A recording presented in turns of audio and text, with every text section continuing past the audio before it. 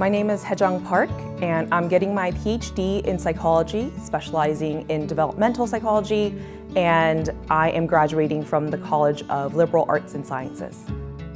I specialize in neighborhood effects on children's health and well-being, as well as the transition from late adolescence into early adulthood.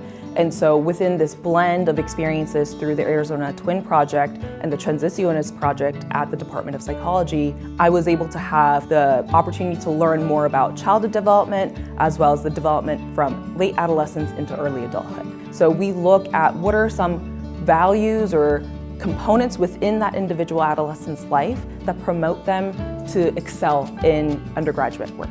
So we see that a lot more Latino adolescents are entering into college, but the rate of graduation is not reflective of the rate of entry.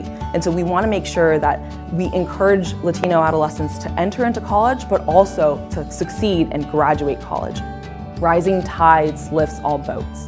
With the research that I do, it's not, yes, we want equality, but at the end of the day, it's about serving communities that are at the most risk and providing them resources.